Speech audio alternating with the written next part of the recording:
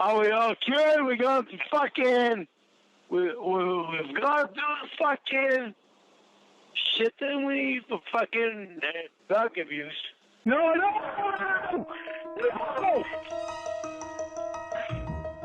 Are you listening? Sean here, and today we're going to talk about a defense mechanism that Lorne has that I find strange, but I also find it telling. First, I would like to say that I call Lorne the Daredevil movie of human beings. It's a facsimile of what a comic book movie should be. It tries to be Spider-Man and Batman and a lot of other things. But it just fails on so many levels. And I think Lorne, he tries to be human. He tries to be what society expects. But he just can't seem to make it happen. Lorne's defense mechanism, which I think, as I said, is very telling, is once he aggravates somebody to the point that they are just frustrated and they're tired of his crap, he laughs. That, he gets that idiotic laugh, that childish, caveman type laugh. And it is frustrating. And right now during Lorne Miss, we're hearing all of these calls, and it just brings back the rage. And it is funny at times. I believe, once again, that Lorne was bullied big time growing up. Whenever he finds himself in an uncomfortable situation or getting yelled at or scolded, it's, he immediately goes to laughter. I think he copied it off the people that were treating him, probably, admittedly, I can't believe I'm saying this, poorly. I think he probably earned everything he got in life. Before we keep on, Lorne was the guy in school there were a lot of rumors about. If it was something stupid that could be done, then there were rumors about it. One of the rumors, and I'll call him Mr. Waters, and it's very similar to his real name. He was a shop teacher. And Mr. Penis, this is a rumor. This was not a confirmed story, but this is the type of shit that was passed around the school. He got his tie caught in a planer, and he's yelling, "Cut it off! Cut it off!" As I said, I have no idea if this is true, but it is a rumor. Cut it off! Cut it off! And instead of cutting the planer's power, turning it off, as cut it off means, he took some scissors and cut his tie.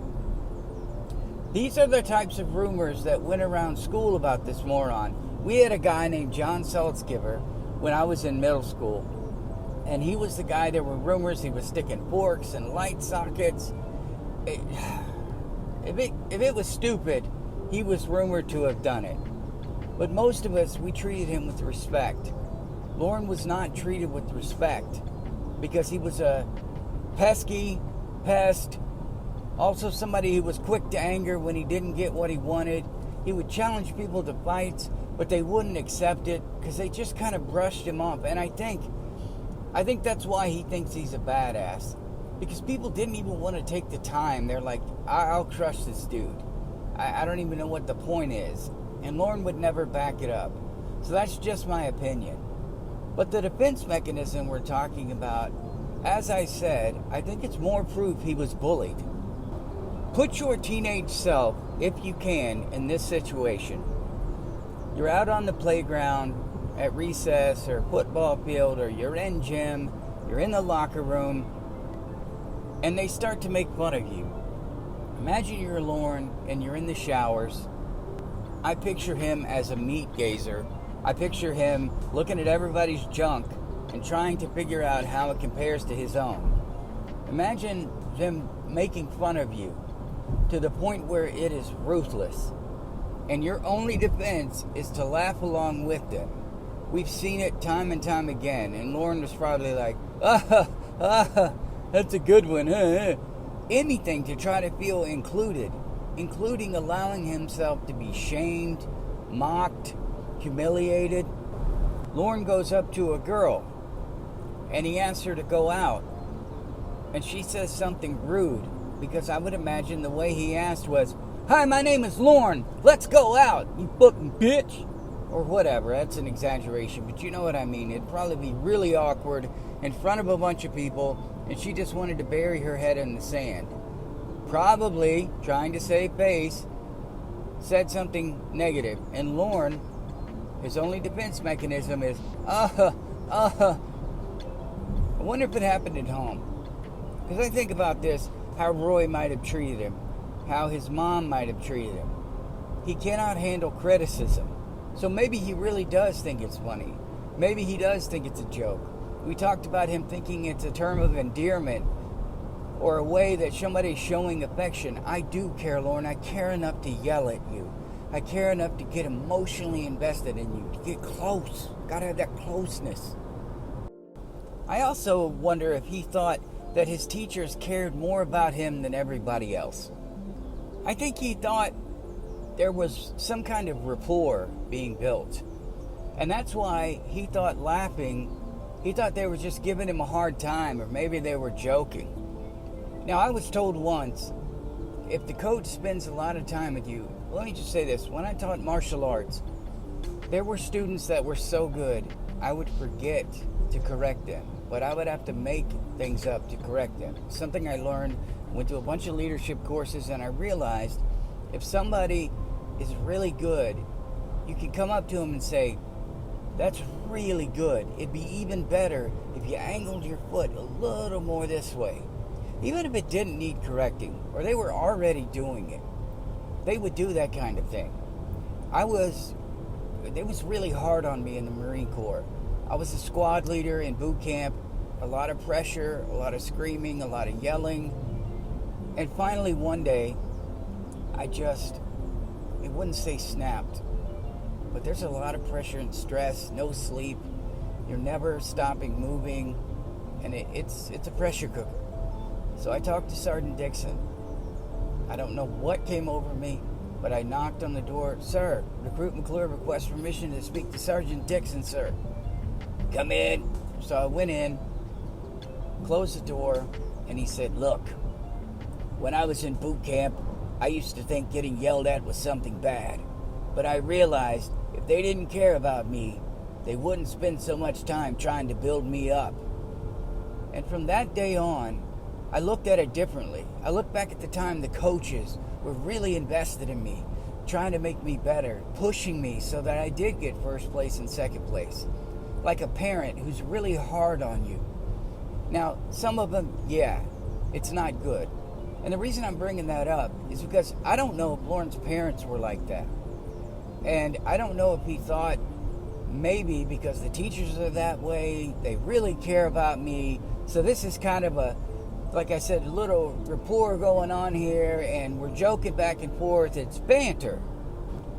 I can't imagine a scenario where Lorne isn't in class and he doesn't enjoy all of the attention being put on him. Kids who need extra care, they see the counselor during the day. I don't think they did that back then. I think when you went to see the counselor, it was not good. And Lorne probably went and saw the counselor, did things to get out of class. My son, when he was 4, I think it was, he was smart enough to realize if he did something really stupid, Dad had to come pick him up. And he immediately asked Mr. Butler, is my dad coming to get me? Now, I understand it. My son loved me a lot, but I had to explain to him, this is not good. I don't think anybody took the time to explain it to Lorne. I think his mom was probably grateful that somebody was showing him attention. He couldn't be fixed. I don't think he could be fixed. And his only defense was, to laugh. Maybe he was joking around with the teachers realized the only way to get through to this guy is you have to make him feel loved. You have to make him feel like he's the center of attention.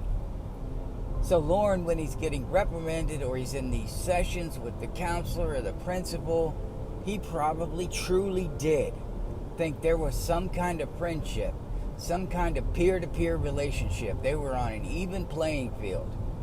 So then, any of the other students who treated him that way, who were harsh on him, he probably thought, well, they really care about me. They're just trying to make me a better person. Listen to this asshole when he's talking to Robot Jamie Amy. I bet in high school he said some similar things. One of the dumbest things I've ever heard come out of his mouth, and that's saying something, is when she brings up the fact that he was a complete asshole earlier in the day. Well, that's the past. Lorne, that was earlier in the day. Well, that's the past, because to him, 5 minutes ago, beating the crap out of his wife. Well, that's the past, sweetheart. Gonna change. Just calm and slow. When Debbie's going over the chat log, he truly thought that was some kind of relationship, some kind of compassion, because he was probably used to having to get extra care, extra work, because he didn't understand the subject, and the teachers were having to baby him, the counselors were having to baby him. And if you look at it that way, you can kind of understand why laughter is his defense mechanism, or it's his way of coping with things, dealing with things, or he truly believes that people yelling at him and criticize him, when Debbie's like, "You're a psycho," yelling and screaming, yeah, I was pissed. That's how he deals with things. That's the way he looks at life. And that's how his relationships are. Screaming and yelling. And we had an anger video and how to deal with being with somebody like Lorne. How to deal with his anger and his rage.